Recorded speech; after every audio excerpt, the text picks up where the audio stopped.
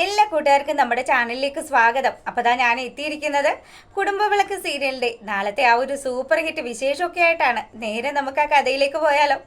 അങ്ങനെ ദാ നമ്മുടെ രഞ്ജിതയും അതുപോലെ തന്നെ പ്രതീഷും കൂടെ ഇരുന്ന് സംസാരിക്കുകയാണ്. രഞ്ജിത പ്രതീഷിന് വേണ്ടിയിട്ട് അവളുടെ കമ്പനിയിൽ തന്നെ നല്ല ഒന്നാം തരം ഒരു പോസ്റ്റ് റെഡിയാക്കി വെച്ചിരിക്കുകയാണ്. അത്യാവശ്യം നിനക്ക് ജീവിക്കാനുള്ള ശമ്പളമൊക്കെ കിട്ടും, അതുകൊണ്ട് സന്തോഷമായിട്ട് നിനക്ക് ജീവിക്കുകയും ചെയ്യാമെന്നും പറഞ്ഞ് ഇവൾ ആ ഒരു ഓഫർ മുന്നോട്ട് വയ്ക്കുന്ന സമയത്ത് പ്രതീഷ് ആണെങ്കിലോ അത് സ്നേഹപൂർവ്വം നിരസിക്കുകയാണ്. അപ്പം ഇത് കേട്ടതും രഞ്ജിത പറയുക, അല്ല പ്രതീഷേ, ജോലിക്ക് പോവാതെ പിന്നെ എങ്ങനെയാണ് മുന്നോട്ട് പോവുക? നിന്റെ പ്ലാൻ എന്താന്ന് ചോദിക്കുമ്പം അതെ, ഞാൻ വിചാരിച്ച് വെച്ചിരിക്കുന്നത് നിങ്ങൾക്കിപ്പോൾ ഇവിടെ ഒരു കാർ ഡ്രൈവർ ഒന്നും ഇല്ലല്ലോ, അതുകൊണ്ട് തന്നെ നിങ്ങളുടെ സാരഥിയായിട്ട് ഞാനങ്ങ് കൂടിയാലോ എന്ന് ചോദിക്കുകയാണ്. പെട്ടെന്ന് തന്നെ നമ്മുടെ അരവിന്ദന് സന്തോഷമായി കേട്ടോ. സുമിത്രയുടെ മകനെ കൊണ്ട് കാർ ഡ്രൈവർ ആക്കാൻ പറ്റുമല്ലോ. അപ്പം ഇതിൽ പരം ഒരു സന്തോഷം രഞ്ജിതയ്ക്കും അതുപോലെ തന്നെ നമ്മുടെ അരവിന്ദനും കിട്ടാനില്ല. ഈ അവസരം അവരങ്ങ് മുതലാക്കി പ്രതീഷിനെ അങ്ങനെ കാർ ഡ്രൈവറായിട്ട് അപ്പോയിന്റ് ചെയ്യുകയാണ്. പിന്നീടാണെങ്കിലോ നമ്മളെ കാണിക്കുന്നത് പൂജത രഞ്ജിത പറഞ്ഞ കാര്യങ്ങളൊക്കെ സുമിത്രയുടെ അടുത്ത് വന്ന് പറയുകയാണ്. അപ്പം സുമിത്രയാണെങ്കിൽ പറയുന്നുണ്ട്, മോളെ, നിന്റെ അച്ഛൻ പോയതിനു ശേഷം നിന്നെ ഞാൻ എൻ്റെ പൊന്നു പോലെയാണ്, എൻ്റെ മക്കളെ പോലെ തന്നെയാണ് ഞാൻ നിന്നെ സ്നേഹിച്ചത്. എന്നിട്ടും നീ പല സത്യങ്ങളും അമ്മയിൽ നിന്ന് മറച്ചു വെച്ചല്ലോ, അതൊക്കെയാണ് അമ്മയ്ക്ക് ഏറ്റവും അധികം വിഷമം ഉണ്ടാക്കിയത് എന്നും പറഞ്ഞ് സുമിത്ര ഇതിന് മുന്നേ നടന്ന രഞ്ജിതയും പൂജയും തമ്മിൽ നടന്ന ആ ഒരു കാര്യങ്ങളൊക്കെ പൂജയെ ഓർമ്മിപ്പിക്കുമ്പോഴത്തേക്കിനും, അമ്മേ, ഞാൻ പറയുന്നതൊക്കെ സത്യം തന്നെയാണ്, എനിക്കറിയില്ലായിരുന്നു രഞ്ജിതാൻ്റെ ഇങ്ങനെയൊക്കെ വിചാരിച്ചിട്ടാണ് പറഞ്ഞതെന്ന്. പിന്നെതാ ഇന്നൊരു സംഭവം ഉണ്ടായെന്നും പറഞ്ഞ് നമ്മുടെ രഞ്ജിത പങ്കജുമായിട്ടുള്ള വിവാഹകാര്യം സംസാരിച്ചല്ലോ. അപ്പം ഈ കാര്യം സുമിത്രയോട് പറയുകയാണ്. ഞാൻ എന്താ ചെയ്യേണ്ടതെന്ന് ചോദിക്കുമ്പോഴത്തേക്കിനും സുമിത്ര പറഞ്ഞു, സുമിത്രക്ക് സകല കാര്യങ്ങളും പിടികിട്ടി. അവൾ പറയാണ്, മോളെ, നിന്റെ അച്ഛൻ്റെ സ്വത്തുക്കൾ അത് മാത്രം ഉദ്ദേശിച്ചിട്ടാണ് അവൾ ഇങ്ങനെ ഒരു പ്രപ്പോസൽ മുന്നോട്ട് വെച്ചിരിക്കുന്നത്. അമ്മ, എനിക്ക് അങ്ങനെയൊന്നും തോന്നുന്നില്ല. രഞ്ജിത ആൻറ്റി ആത്മാർത്ഥമായി തന്നെയാണ് എന്നോട് അങ്ങനെയുള്ളൊരു കാര്യം പറഞ്ഞത്. എന്നെ സ്വന്തം മകളെപ്പോലെയാണ് കാണുന്നതെന്നൊക്കെ രഞ്ജിത ആൻറ്റി പറയുകയൊക്കെ ചെയ്തു എന്ന് പറഞ്ഞ് ഈ മന്ദബുദ്ധിയായിട്ടുള്ള നമ്മുടെ പൂജ ഇങ്ങനെ സുമിത്രയോട് രഞ്ജിതയെ ഇങ്ങനെ വാഴ്ത്തി പാടുമ്പോഴത്തേക്കിനും സുമിത്രയ്ക്ക് ദേഷ്യം വരികയാണ്. പൂജ, ഞാൻ നിന്റെ അമ്മയാണ്, ആ കാര്യം നീ മറക്കരുത്. നിന്റെ അച്ഛൻ തന്ന ആ ഒരു തെളിവിനെക്കാട്ടിലും വലിയ ഒരു സത്യവും ഇനി നിനക്ക് മുന്നിൽ ഇല്ലാന്നും പറഞ്ഞ് സുമിത്ര ആ ഒരു ഡയറിയിൽ നമ്മുടെ രോഹിത് അതും രഞ്ജിതയെക്കുറിച്ച് എഴുതി വെച്ചിരിക്കുന്ന കാര്യങ്ങളൊക്കെ എടുത്തു വെച്ച് കാണിക്കുകയാണ്.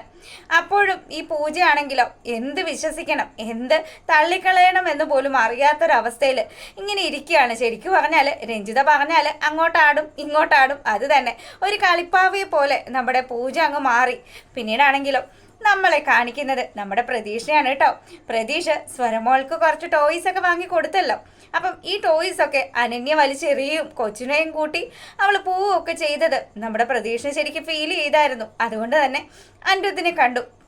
അനിരുദ്ധിൻ്റെ അടുത്ത് പ്രതീഷ് കുറച്ച് സ്ട്രോങ് ആയിട്ടും സീരിയസ് ആയിട്ടും സംസാരിക്കുകയാണ്. അതെ, കുഞ്ഞിനെ ഇങ്ങനെയൊക്കെ കാണിച്ച് എന്നെ പേടിപ്പിച്ചുമൊക്കെ കുറച്ചു കാലമൊക്കെ നിങ്ങൾക്ക് നിങ്ങളുടെ കൂടെ നിർത്താനൊക്കെ പറ്റും, അല്ലാതെ ജീവിതകാലം മുഴുവനും എൻ്റെ കുഞ്ഞിനെ നിങ്ങളുടെ കൂടെ നിർത്താൻ പറ്റില്ല എന്നും പറഞ്ഞ് അനിരുദ്ധിൻ്റെ നേരെ ദേഷ്യപ്പെട്ട് പ്രതീഷ് ഇങ്ങനെ സംസാരിക്കുമ്പം അനിരുദ്ധ് വളരെ ശാന്തനായിട്ട് പ്രതീഷിനോട് എല്ലാ സ്നേഹവും വെച്ചുകൊണ്ട് തന്നെ സംസാരിക്കുകയാണ്.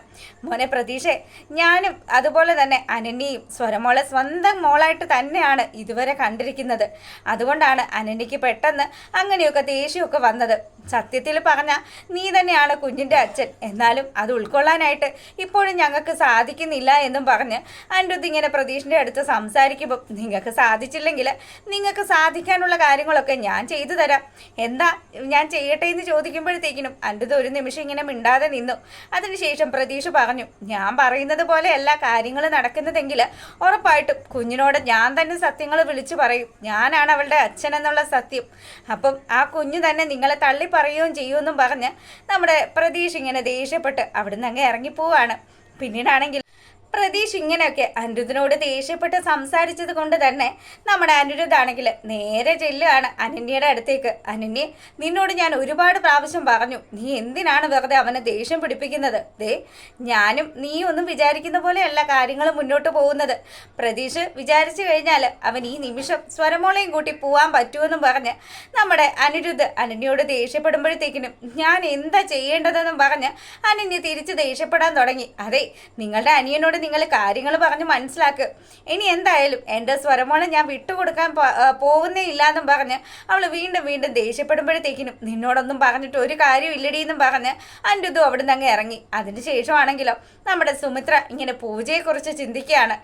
തൻ്റെ മകളുടെ ജീവിതവും അതുപോലെ തന്നെ മകൻ്റെ ജീവിതവും വെച്ച് പന്താടി കളിക്കുന്ന രഞ്ജിതയെ എങ്ങനെയെങ്കിലും പൂട്ടണം, അല്ലെങ്കിൽ ഇനിയിപ്പോൾ തൻ്റെ മക്കളുടെ ഭാവി അത് അവതാളത്തിലാകുമെന്ന് വിചാരിച്ചുകൊണ്ട് തന്നെ സുമിത്ര ആ ഒരു തീരുമാനത്തിലേക്ക് എത്തുകയാണ്. മറ്റൊന്നുമല്ല, സുദേവൻ വക്കീലിനെ പോയി കണ്ടിട്ട് ഈ പൂജയുടെ സ്വത്തുക്കളുടെ കാര്യങ്ങളും അതുപോലെ തന്നെ ഇനി മുന്നോട്ടുള്ള കാര്യങ്ങളും ഒക്കെ ഒന്ന് സെറ്റ് ചെയ്യണം.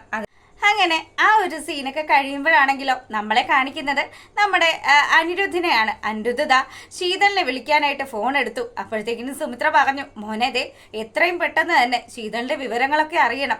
അതുമാത്രമല്ല, ശീതളിനെ അങ്ങനെ അങ്ങ് അവിടെ നിർത്തി കഴിഞ്ഞാൽ, അതും സച്ചിൻ്റെ ഒപ്പം നിർത്തി കഴിഞ്ഞാൽ കാര്യങ്ങൾ നമ്മൾ ഉദ്ദേശിക്കുന്ന പോലെയൊന്നും ആവില്ല.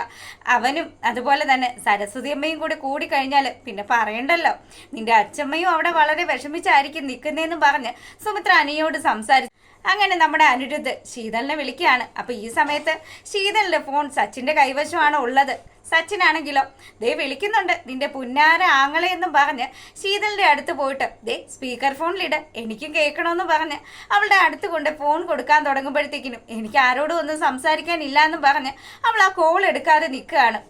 തൻ്റെ മകളുടെ ജീവിതവും അതുപോലെ തന്നെ മകൻ്റെ ജീവിതവും വെച്ച് പന്താടി കളിക്കുന്ന രഞ്ജിതയെ എങ്ങനെയെങ്കിലും പൂട്ടണം, അല്ലെങ്കിൽ ഇനിയിപ്പോൾ തൻ്റെ മക്കളുടെ ഭാവി അത് അവതാളത്തിലാകുമെന്ന് വിചാരിച്ചുകൊണ്ട് തന്നെ സുമിത്ര ആ ഒരു തീരുമാനത്തിലേക്ക് എത്തുകയാണ്. മറ്റൊന്നുമല്ല, സുദേവൻ വക്കീലിനെ പോയി കണ്ടിട്ട് ഈ പൂജയുടെ സ്വത്തുക്കളുടെ കാര്യങ്ങളും അതുപോലെ തന്നെ ഇനി മുന്നോട്ടുള്ള കാര്യങ്ങളും ഒക്കെ ഒന്ന് സെറ്റ് ചെയ്യണം. അതിന് വേണ്ടിയിട്ട് സുമിത്ര ഇറങ്ങിത്തിരിക്കുന്ന ആ ഒരു സീൻ കാണിച്ചുകൊണ്ടാണ് നമ്മുടെ കുടുംബവിളക്കിൻ്റെ നാളത്തെ വിശേഷം അവസാനിക്കുന്നത്. അപ്പോൾ എപ്പോഴും പറയുന്നത് പോലെ നിങ്ങൾക്ക് ചാനൽ ഇഷ്ടപ്പെട്ട് കഴിഞ്ഞാൽ സബ്സ്ക്രൈബ് ചെയ്യാൻ മറക്കരുത് കേട്ടോ.